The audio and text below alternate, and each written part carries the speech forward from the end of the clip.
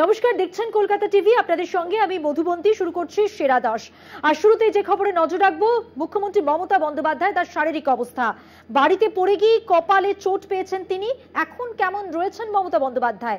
সত্যি কি মুখ্যমন্ত্রীকে পিছন থেকে কেউ ধাক্কা দিয়েছিল, নাকি মাথা ঘুরেই পড়ে যান মমতা? ধাক্কা রহস্যের জট খুলল তৃণমূল। দেখুন।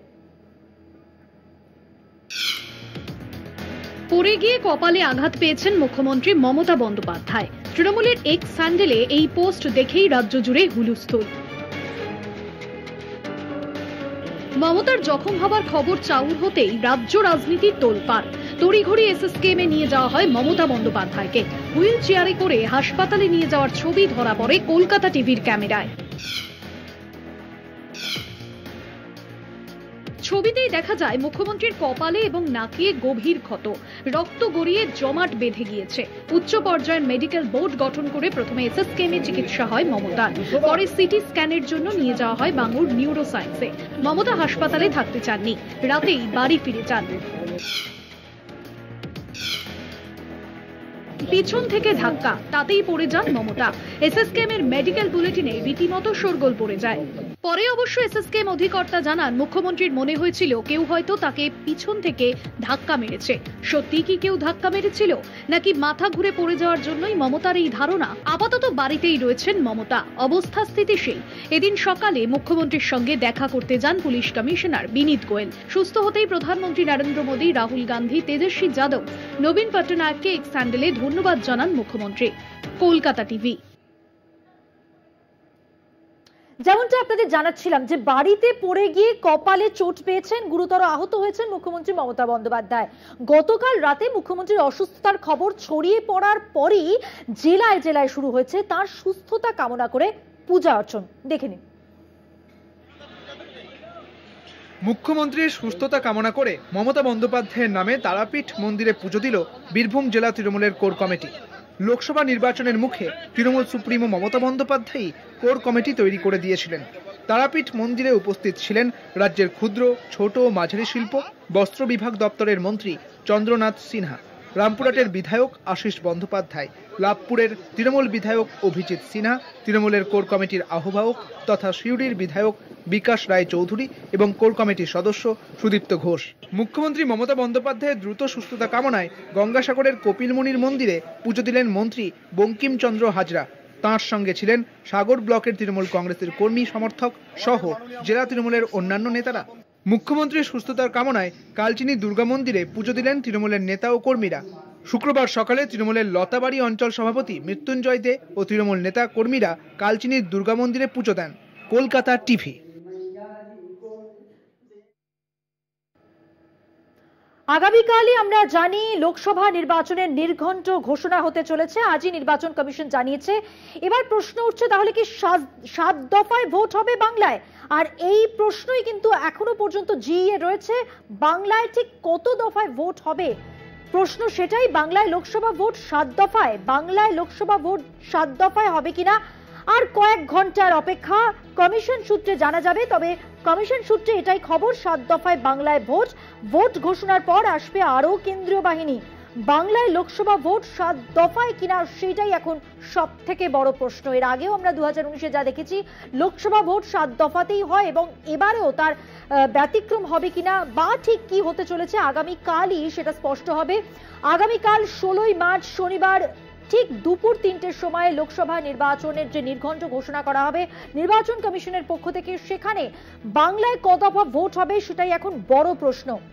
আরো বিস্তারিত আমাদের জানাবেন, আমাদের সঙ্গে টেলিফোন লাইনে রয়েছেন আমাদের প্রতিনিধি সত্য সুন্দর ভট্টাচার্য। সত্য সুন্দর, 2019 7 দফা ভোট হয়েছিল বাংলায়, সেক্ষেত্রে এবারে কি হতে চলেছে? নির্বাচন কমিশন সূত্রে কি আভাস?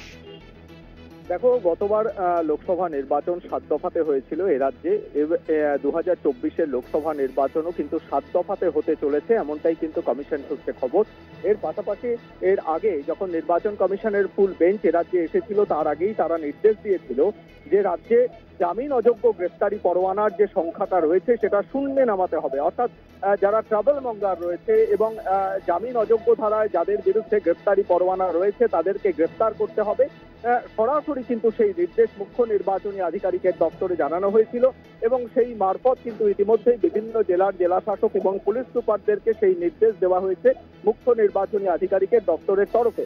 কিন্তু এখনো পর্যন্ত কিন্তু সেই সংখ্যাটা 35,000-এর কাছাকাছি রয়েছে গোটা রাজ্যে এবং শহর কলকাতাতে প্রায় 3,500 এরকম মানুষ রয়েছেন যাদের বিরুদ্ধে জামিন অযোগ্য ধারায় গ্রেফতারি পরোয়ানা রয়েছে কিন্তু তারা বাইরে ঘুরে বেড়াচ্ছেন। এই বিষয়টি সম্পর্কে কিন্তু জাতীয় নির্বাচন কমিশন যথেষ্ট নজর দিতে বলেছে এবং সেই বিষয়ে পদক্ষেপ নেওয়ার কথাও বলা হয়েছে। আগামীকাল বিকেল 3টের সময় দিল্লি থেকে জাতীয় নির্বাচন কমিশন এবারের নির্বাচনী নির্ঘণ্ট ঘোষণা করবে।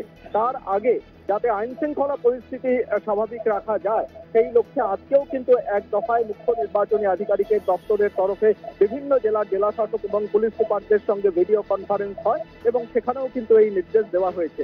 সব মিলিয়ে বলা যেতে পারে যে এবারের লোকসভা নির্বাচনও কিন্তু এ রাজ্যে 7 দফাতেই হতে চলেছে, এমনটাই নির্বাচন কমিশন সূত্রে খবর। ধন্যবাদ সত্য সুন্দর। কথা বললাম আমাদের প্রতিনিধি সত্য সুন্দর ভট্টাচার্যের সঙ্গে।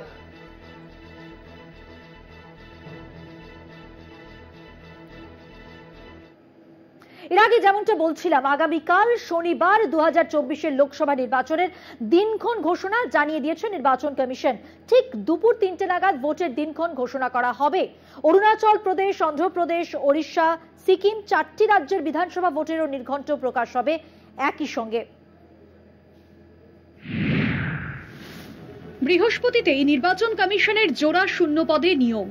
শুক্রেই ঘোষণা, শনিবার দুপুর 3টে নাগাদ লোকসভা ভোটের দিনক্ষণ প্রকাশ করা হবে। সোশ্যাল মিডিয়ার প্ল্যাটফর্মে লাইভ স্ট্রিমের মাধ্যমে প্রেস কনফারেন্স করবে নির্বাচন কমিশন। 2019-এ 7 দফায় ভোট হয়েছে দেশে। এবারে কত দফায় ভোট হতে চলেছে সেদিকে নজর রাজনৈতিক দলগুলির। রাজ্যে 1 দফায় ভোটের দাবি তৃণমূলের। লোকসভা ভোটের সঙ্গে অরুণাচল প্রদেশ, অন্ধ্রপ্রদেশ, ওড়িশা ও সিকিম বিধানসভার ভোটের দিনও প্রকাশ করার সম্ভাবনা একই সঙ্গে। অন্ধ্রপ্রদেশে বর্তমানে ওয়াইএসআর কংগ্রেসের জগমোহন রেড্ডির সরকার।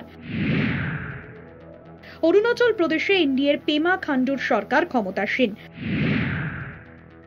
ওড়িশায় বিজেডির নবীন পট্টনায়কের সরকার। সিকিমে এনডিএ জোটের প্রেম সিং তামাংয়ের সরকার। 4 রাজ্য সরকারের মেয়াদ শেষ হওয়াতেই বিধানসভা ভোট। 2024-এর ভোটের দামামা বেজে গিয়েছে অনেক আগেই। প্রায় সব রাজনৈতিক দলগুলি কম বেশি প্রার্থী তালিকা প্রকাশ করেছে। ভোট প্রচারেও নেমেছে শাসক থেকে বিরোধীরা। নির্বাচন কমিশনের ভোটের দিন ঘোষণার পর পরবর্তী রণকৌশল ঠিক করে প্রচার ময়দানে নামতে প্রস্তুত রাজনৈতিক দলগুলি। কলকাতা টিভি।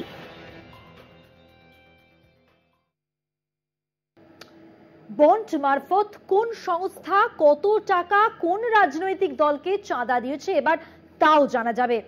আজ স্টেট ব্যাংক অফ ইন্ডিয়াকে বন্ডের সংখ্যা প্রকাশ করতে বৃহস্পতিবার নির্দেশ জারি করেছে সুপ্রিম কোর্ট এবং আদালতের নির্দেশে ব্যাংক নির্বাচন কমিশনে যে তথ্য জমা দিয়েছে তা সম্পূর্ণ অসম্পূর্ণ বলে এদিন প্রধান বিচারপতির নেতৃত্বাধীন ডিভিশন বেঞ্চের এক ভর্ৎসনার মুখে পড়তে হয় এসবিআইকে।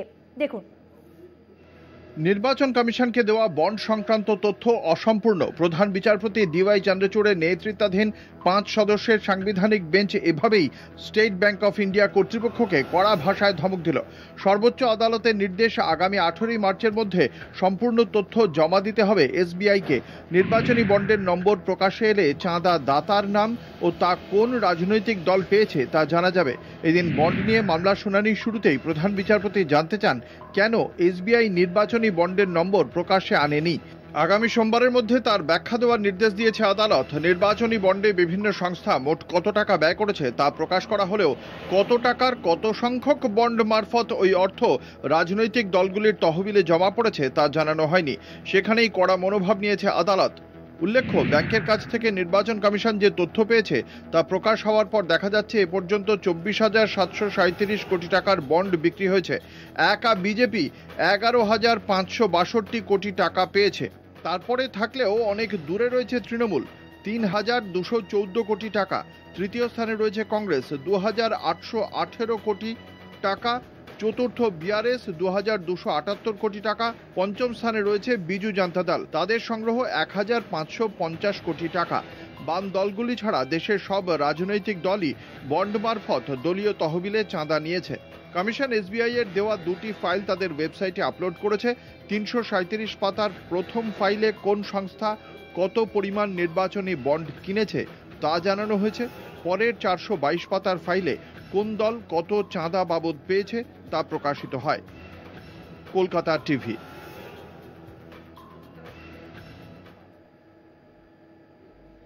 সেরা দশে এখন সময় হয়ে গেছে একটা ছোট্ট বিরতি নেবার। বিরতির পর থাকছে আরো খবর, সঙ্গে থাকুন। ফিরে এলাম বিরতির পর, আর এবার যে খবরে নজর রাখবো, সর্বভারতীয় দৈনিক থেকে বাংলা দৈনিক কেন্দ্রীয় সরকারের বিজ্ঞাপনে ভরা প্রথম পাতা। আর সেই বিজ্ঞাপন ঘিরে রাজনৈতিক তরজা। সরকারি বিজ্ঞাপনে বিজেপির প্রচার, অভিযোগ তৃণমূলের। বিরোধিতা করে নির্বাচন কমিশনে চিঠি লিখেছে রাজ্যের শাসক দল। দেখে নিন। শনিবার লোকসভা ভোটের ঘোষণা, দেশজুড়ে প্রচারের তোড়জোড়। এই আবহে বৃহস্পতিবার সর্বভারতীয় দৈনিক থেকে বাংলা দৈনিক প্রথম পাতা জুড়ে ভারত সরকারের বিজ্ঞাপন, যাতে রয়েছে বাংলার উন্নয়নে রাজ্যে কত কোটি টাকা দিয়েছে কেন্দ্র। একই সঙ্গে কেন উন্নয়ন আটকে তার কারণও। ডিজিটাল ই পেপারেও একই বিজ্ঞাপন দেওয়া হয়। তারপরই শোরগোল, বিতর্কের ঝড়। শুক্রবার এই বিজ্ঞাপনের বিরুদ্ধে সোচ্চার হয়ে নির্বাচন কমিশনে চিঠি পাঠায় তৃণমূল। চিঠিতে কড়া ভাষায় তৃণমূলের দাবি, জনগণের টাকায় রাজনৈতিক উদ্দেশ্য প্রণোদিতভাবে বিজ্ঞাপন ছাপিয়েছে কেন্দ্রের সরকার। চিঠিতে বলা হয়, সরকারি বিজ্ঞাপনে নির্বাচনী আচরণবিধির 6 নম্বর ধারা লঙ্ঘিত হয়েছে। কি বলা হয়েছে এই ধারায়? সরকারি বিজ্ঞাপনে রাজনৈতিক নিরপেক্ষতা বজায় রাখতে হবে। কোন রাজনৈতিক ব্যক্তিত্বকে বড় বা ছোট করে দেখানো যাবে না। জনগণের করের টাকায় সরকার রাজনৈতিক উদ্দেশ্য প্রণোদিত বিজ্ঞাপন দিতে পারবে না। এই বিজ্ঞাপন বিতর্ক নিয়ে সুপ্রিম কোর্টের গাইডলাইনের কথা উল্লেখ করা হয়েছে চিঠিতে। লোকসভা ভোটের আগে এটাকে বিজেপির প্রোপাগান্ডা বলেই অভিযোগ বিরোধীদের। এই বিজ্ঞাপন দ্রুত প্রত্যাহার করতে নির্বাচন কমিশনের কাছে দাবি জানিয়েছে তৃণমূল। একই সঙ্গে ভবিষ্যতে যাতে এই ধরনের বিজ্ঞাপন না হয় সে বিষয়েও পদক্ষেপের আর্জি জানিয়েছে Trinamool. Kolkata TV.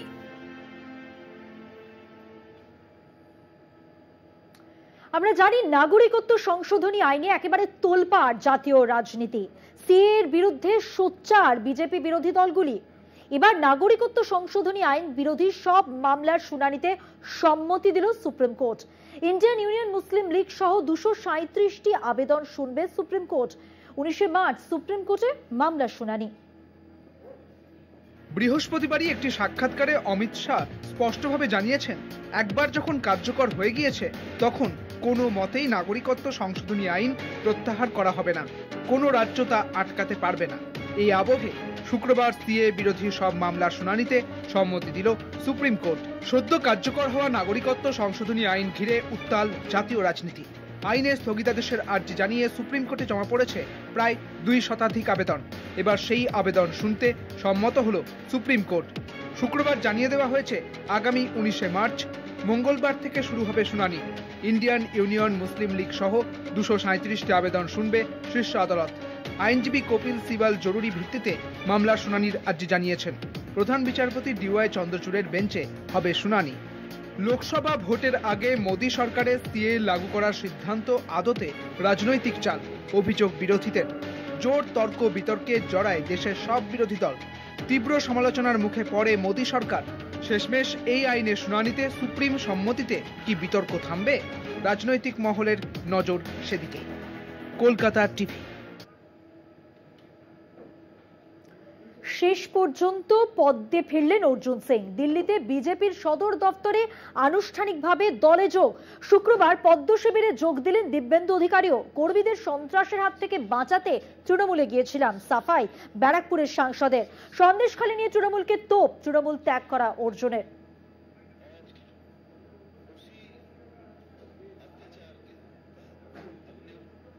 Postal violence में हमारे क्षेत्र में सबसे अधिक लोगों को झेलना पड़ा और उसी अत्याचार के तहत अपने ऊपर तो अत्याचार हुआ, उसको मैं किसी भी तरह से झेल रहा था, लेकिन कार्यकर्ताओं को बचाने के लिए कुछ दिन तक मुझे थोड़े से समय के लिए पार्टी से थोड़ी दूरी बनानी पड़ी। हम लोगों ने संदेश खाली में देखा, आपको मैं बताऊं, एक संदेश खाली नहीं, पूरा बॉर्डर इलाका से लेकर पूरे बंगाल का हर विधानसभा कहीं न कहीं संदेश खाली की तरह वहां के लोग जी रहे हैं। माताएं बहनों के ऊपर अत्याचार हो रहा है। महिलाओं के लिए सिर्फ 500 रुपया 1000 रुपया लक्ष्मी में एक भंडार ऐसा देकर के सम्मान नहीं होता है। जो सम्मान महिला लोग को मिलना चाहिए था वो बंगाल में आज नहीं है, रूल ऑफ लॉ नहीं है। সেরা 10 আজকের মতো এ পর্যন্তই। দেখছেন কলকাতা টিভি, রাত দিন 7 দিন।